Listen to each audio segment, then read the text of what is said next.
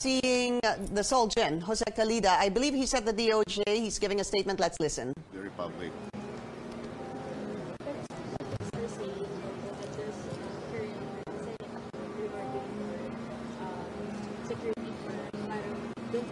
Well,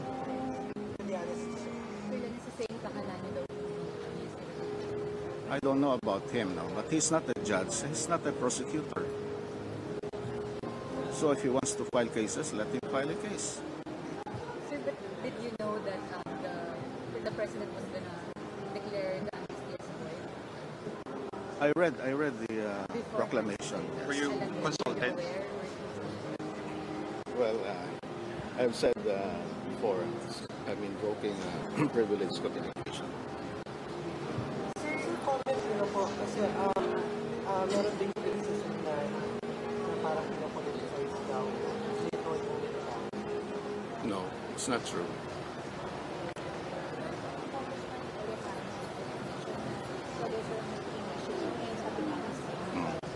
Bakit? Paano ba siya? He's a seer. He knows what's happening. Maybe that's just a figment of his imagination. Sir, can you explain to us po ano yung void ab initio? Kasi first time din na namin. Void ab initio. From the beginning, it was void. Parang puwaran ko lang, sir. Yes. So, sir, are you prepared for the possibility na akyat din sa SC and you're gonna have to go against the regulations? We are ready. Sir, no need for concurrence of Congress, just like for the granting of the amnesty. Void ab initio. It is as if there was none from the beginning. Sir, has there been a case before na dineclares void ab initio ang isang amnesty? I do not recall, just like Paul Ranto ousting a Chief Justice. Wala pa lang. Sir, ano lang, just how involved were you in the review? Did they ask for your recommendation? Well, do you want me to repeat my answer again? Privileged communication. Sir, did the review start and when the Duterte administration started in 2016 or even before? I really don't know what happened before. It's private to the events during that time. Secretary Guevara said, this is not something that happened. I think so. So the review has been going on for quite some time. Probably. Were you aware, sir, if this had been source in the past? That's a possibility. Sir, the NPL said that the Duterte administration keeps reinventing the law kasi may co-warranto, then may ICC withdrawal, and then meron din. No, but that's the law. Warranto is in the rules of court. Isn't it? You're not inventing anything. The wheel was already invented. We don't have to reinvent it. Diba yan? Sir, can we ask na lang if, kasi meron daw dapat hearing na yun sa Senado, were you gonna go there? Or ano po ba dapat yung hearing? No, because I have a hearing here in the Supreme Court and I have to prepare. Were you gonna send a representative? No, actually, my counsel wrote a letter yesterday advising him that I cannot attend. So, sir, what is your stance on the hearing? Are you parang hindi ba dapat nila ituloy kasi have a pending petition here at the SC or pwede pong ituloy habang ongoing yung petition? Ituloy yung ano. Yung hearing, pwede pa yung file a petition na blocking the hearing sa allow? Here, you mean? In the Supreme Court? Yes. Yes, there's a pending case. So, sir, while that is ongoing, a-attend po ba kayo maybe next week or so you're gonna invoke that hearing talaga? Yes. It's sub judice already. It's before the courts. If he wants to, he can join us here. We will debate here in the Supreme Court.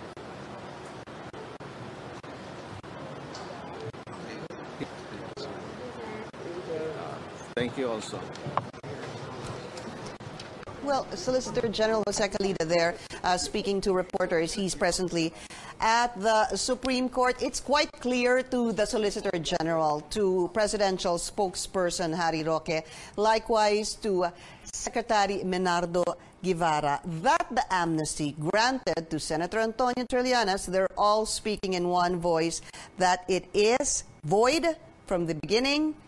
It was void from its inception, as if, in layman's terms, there was none, as if there was no amnesty granted. The Solicitor General was asked if a similar incident has happened in the past, and he answered it in a way that it's almost like the quo warranto petition, according to the Solicitor General. Again, they are saying that this amnesty is not a revocation, but it's void, as if it never happened, as if there was none. Solicitor General Jose Calida there answering questions from the media. He was also supposed to be at the Senate today, but he had made it known through his lawyers that he will be unable to attend a Senate hearing today because of he's getting ready for a case over there at the Supreme Court. Let's find out the latest, what's going on at the Senate right now. Our Cecil Lardizabal is on the line. Cecil, what's the latest now?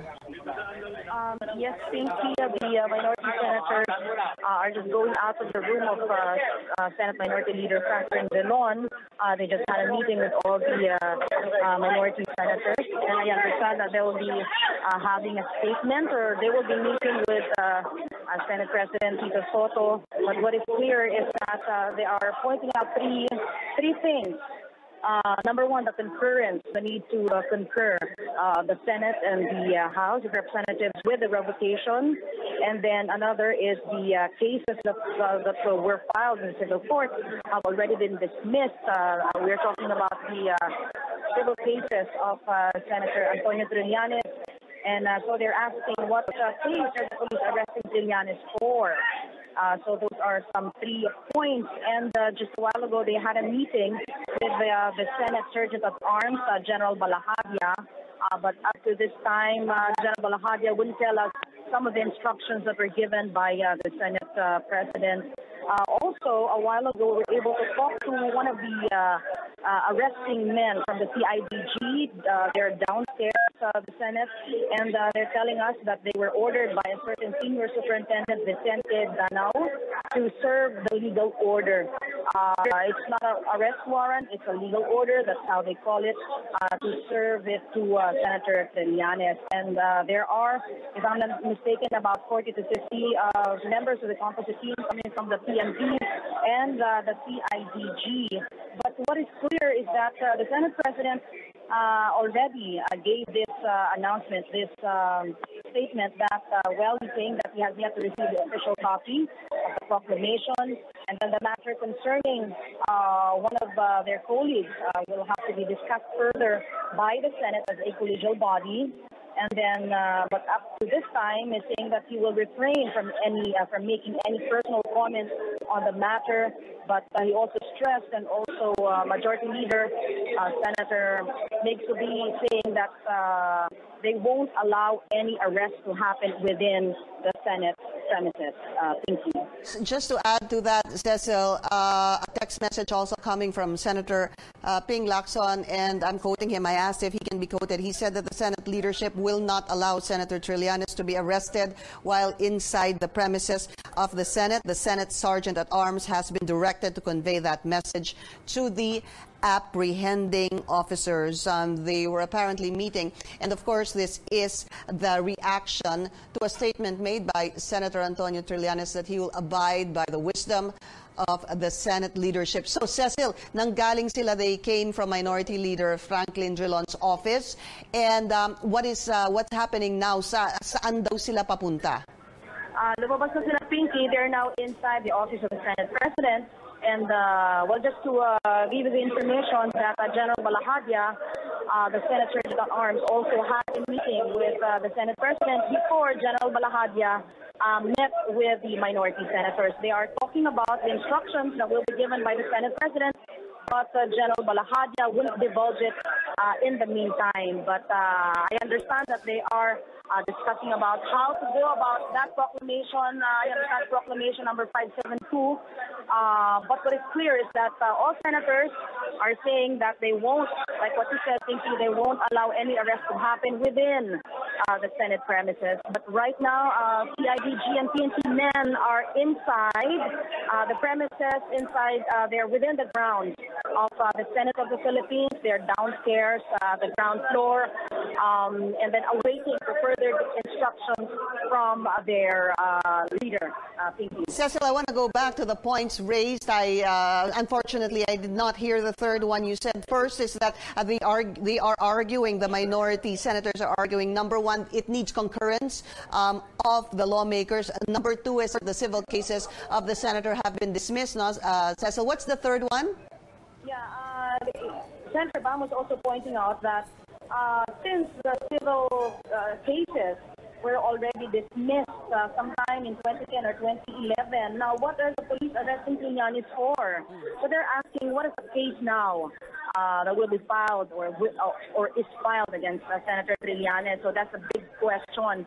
And since there's no arrest warrant, in effect, they're saying that the proclamation is in effect the order of the president, and that will serve as the arrest order. That's why the police are just saying they are here to serve the legal order, not the arrest warrant, the legal order against Senator Trillanes. Yeah, and I remember a while ago, Cecil, the senator already said, Senator Trillanes, saying, ano naman daw ang gagawin niya dahil inutusan lang naman to, referring to whoever will be there to arrest him. Sasama naman daw siya, he will not resist, and mag-iimpake daw siya. Remember, Cecil, those were the words of Senator Trillanes a while back over noon, sometime around that time. So, Cecil, I'm assuming possibly there will be a statement coming from the minority senators?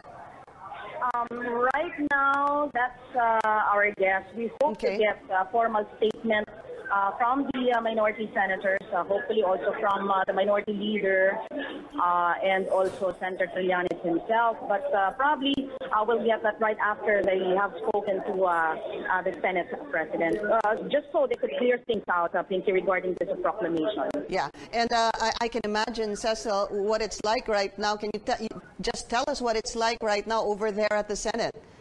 We're showing them live pictures, Cecil. You know, it's like we're seeing a repeat of what another senator, if you can remember, Senator Laila de Lima. This is, the same situation. All media, local and foreign media organizations are here, awaiting the latest information. It's like the same scenario. All of us are waiting here, here at the 6th floor. Outside the office of the Senate President, because, of course, aside from the statement coming from Senator Trillanes and the minority senators, of course, we want to get the official statement of the Senate, of course, coming from Senate President himself. In fact, Cecil, we can see you right now, no? So that is the 6th floor that we're seeing right now. Yan, sa labas ba yan? That is outside the office of Senate President Tito Sotto. Okay. Ito, tama ka, Pinky, sa labas mismo ng opisina, opposite the office of the Senate Minority Leader. Ang ingay-ingay, ang gulo-gulo ngayon dito, Pinky. Alam mo, hindi pa nanananghalian, no? Yung marang karamihan sa amin. Pero dahil sa syempre, trabaho natin yan. Of course, we're here to cover. Alam mo naman yan. And obviously, certainly, Cecil, this came as a surprise to almost everybody there. Excuse me, Pinky? It certainly came as a surprise, the developments over there at the Senate. Exactly. Alam mo ba, supposed to be dapat Soljan Calida is supposed to be here because he's just invited in one of the in a hearing to be chaired by Senator Trillanes. Ito nga yung hearing on the Code of Conduct and Ethical Standards for Public Officials. That's right. Dun lang. And then yesterday, we were just asking the Office of Senate of Senator Trillanes if Soljan Calida is invited and if it's confirmed to be at the Senate hearing. Pero as of this morning, we did not get any word that Soljan Calida will be here. And so after that, ito na nga yung nangyari, no? We just heard the information that there was a proclamation, yun nga, pag-revoke yung revoking the amnesty of Senator Trillanes, and then so on and so forth. And this is what is happening right now. We are awaiting. Hopefully, we will get an official word from any of the minority centers, or because just we were supposed to have an official statement coming from the Senate President. So most probably after they get out of the office of the Senate President, then hopefully, we'll wait for that. Yeah.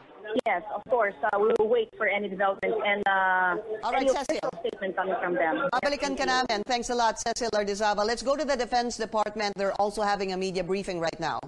Military law and military discipline. Therefore, yung court martial will have to be reconstituted kasi yung ibang member ng court martial has already retired. So in which case, the acting AFP Chief of Staff, Lieutenant General Salvador Mison Jr., has already instructed the convening of a general court martial that shall be hearing the case of Lieutenant Trillanes. Sir, that's despite the fact na nag-file siya ng resignation. Well, kung yung pagpa-file niya ng resignation, kung sinabi natin na void ab initio yun, it will not have any force and effect anymore sapagkat balik nga siya sa pagiging military. Yes, Dempsey. Yes. Sir, kasi under the Constitution, granting an amnesty to any person, kailangan may congressional concurrence. And the granting of amnesty to Senator Trillanes was granted with the concurrence of the Congress.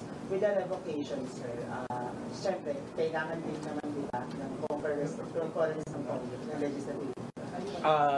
As to the revocation, since the Constitution is silent on it, maybe the Soldier would be in a better position to give the... Pero sir, with that... Yeah, I know na may concurrence ng... pero wala kasi sa provision yung withdrawal of the amnesty. Di ba, granting of amnesty lang yung nasa Constitution. From what I recall. So, it's really a gray area. Maybe the DOJ or the Solicitor General would be in a better position to offer an answer for that. Sir, about the proceedings, going back to the proceedings, so ano bang naging status, sir, when it was stopped? Yung sa hearing na, and then from there na ulit mag-start, or is it going to be from the beginning again? Paano yung mangyayari? Yung sinasabi natin from the beginning, that is only with reference to his status as military personnel. Alright? But with regard to the proceedings, meaning general court-martial proceedings, kung saan lang tayo huminto. Ipagpapatuloy lang yung trial from there. Right now, I haven't had any access to the reports yet, so hindi ko pa masagot. But theoretically speaking, as it should be, doon siya mag-uumpisa kung saan huminto bago nung mag-issue ng amnesty.